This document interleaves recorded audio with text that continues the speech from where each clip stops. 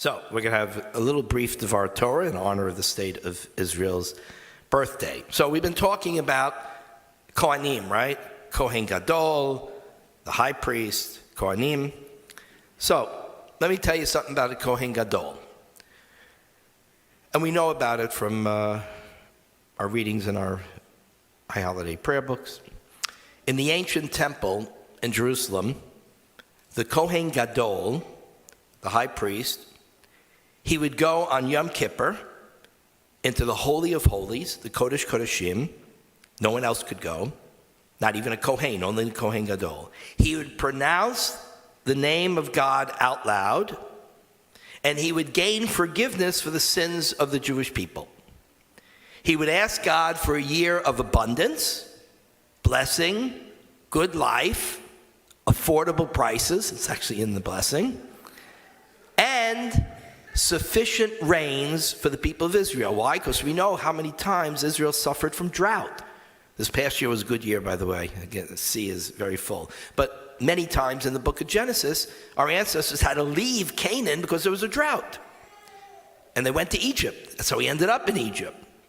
So they asked for rain, affordable prices. But then at the conclusion of that prayer, the Kohen Gadol would add this additional phrase.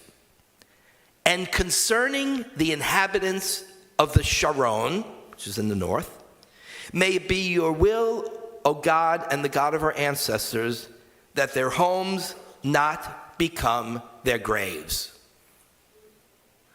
Okay, talking about a non sequitur? I mean, it's nice. I don't want their homes to become there. What is that doing in this prayer recited on Yom Kippur in the Holy of Holies? Who are these inhabitants of the Sharon? And why, of all the people in Israel, he would specifically pray for them on Yom Kippur? Here's the reason. He was articulating the nation's hope for the future, and that included rain. But he knew that his prayers were unintentionally endangering the people in the Sharon. Why? Because here was the problem. The more rain that fell in Israel, the greater danger that the homes of the people who lived in the Sharon would collapse because of the excessive rain. Because they lived in a part of Israel where the ground was very, very soft. They built their homes on soft ground. And if there was too much rain, there was danger that their homes would become their graves. So what was a blessing for part of Israel could become a curse for another part of Israel. So the Kohen Gadol made sure to pray for all the people of Israel and remind everyone, those who are hoping for rain and celebrating rain, remember, our fate is intertwined. One part of our community could be experiencing great blessing, while another part could at the same time be in danger of having their roofs collapse on them. When we could take it as a metaphor, danger of their lives, the families, the community falling apart. Think back to Rosh Hashanah, this past Rosh Hashanah. It was a new year. We were counting our blessings, looking forward to a year of prosperity, good health. COVID was behind us. Economy began to respond. Israel's economy was flourishing. Tourism was at a record high. But while we were preparing for what we hoped would be a blessed year, our fellow Jews in Israel were actually very worried, just like the people of Sharon, about their homes becoming their graves.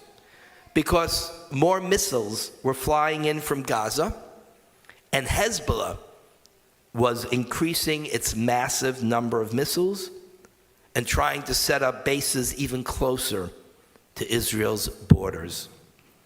The IDF estimated that 80% of Israelis were now in range of Hamas missiles and rockets. And we know that the rest, the entire state of Israel, is in range of Hezbollah's over 150,000 rockets and missiles. And then a few weeks after Rosh Hashanah, as the Jewish world was celebrating Simchas Torah, the horror unfolded, and we saw the hatred explode on our campuses and in significant parts of our media, and certainly on social media. And suddenly, everywhere in Israel, everywhere in the diaspora, we feared that we are like the Jews who lived in Sharon. We were worried we might have our communities, our societies, our homes collapse under us. Now, admittedly, we in Florida have not really experienced anything of what our Jewish college students have experienced in different parts of the country, the Northeast, the Michigan area, and particularly the West Coast. But like the Kohen Gadol of ancient times, we can't think that all is okay. We have to worry about the Jews in the Sharon. We have to worry about the Jewish college students in that proverbial place called Sharon, the places where things were literally caving in on them. While we here have a spirit of optimism about our local support and our support from the political leadership of this state, we dare not forget the people of Sharon, the people of Israel whose safety is literally in danger at this very moment, and the Jewish youngsters who are facing hostile anti-Semitic attacks on their campuses. The surest way to help secure Israel is twofold: for the Israelis themselves to demonstrate the resolve and strength, and they have done that in an astounding way. The brokenness and the fragmentation that was Israeli society, we felt it was like the Sharon. Israeli society seemed to be collapsing prior to October 7th. There was such conflict, such anger, such animosity, such dysfunction. That which they were feeling has been pushed into the background. It's there under the surface. But they have united against the enemy. They are together as a nation fighting this war against terror. Similar to the way a divided America united after 9/11. We don't remember how divided we were before 9/11, but then it united us.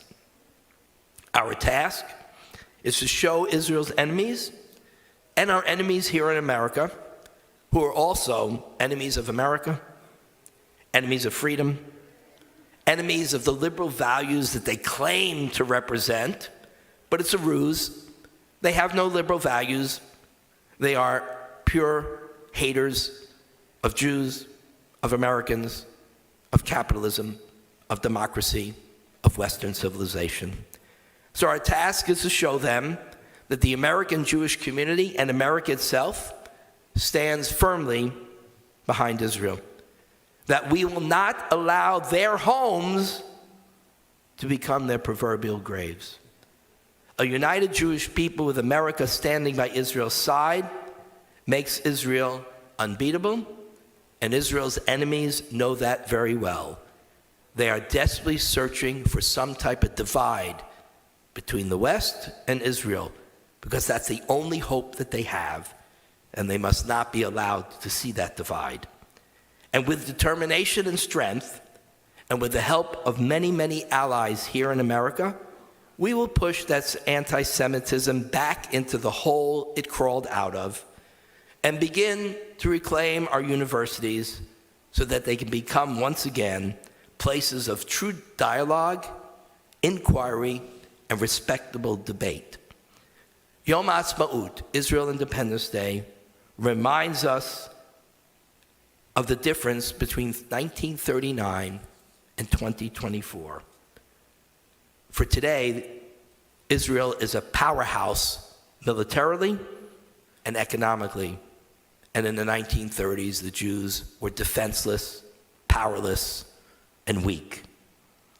And so we will be victorious. No one will kill Jews anymore with impunity. And we will chase the murderers until the ends of the earth, as Israel chased those who massacred us at the Munich Olympics, to punish them and destroy their power. And here in America, unlike in Germany of the 30s, we have all of law enforcement, we have the legislative branch, we have the judicial branch of our country firmly in our corner because it's in the corner of justice and righteousness.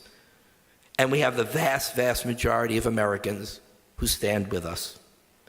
For now, they understand that the demonstrations on the campuses, which I believe will pour out onto some of America's cities this summer, are demonstrations not just against Israel. They are demonstrations in favor of terrorism and against democracy and against America. Those differences tell us that we will win this battle as we stand united as a people with our nation state of the Jewish people, the state of Israel. And as the Kohen Gadol prayed on Yom Kippur, we will not just worry about our prosperity and our success, but we will realize that what we do here will impact on those Jews in the Sharon, and we will be partners with them in making sure that our blessings don't result in their homes becoming their graves. We stand together strong. Their homes will be strong. Israel will be strong. America will be strong. That's the message of Israel Independence Day, 76th birthday of the birth of the nation state of the Jewish people. Shabbat Shalom.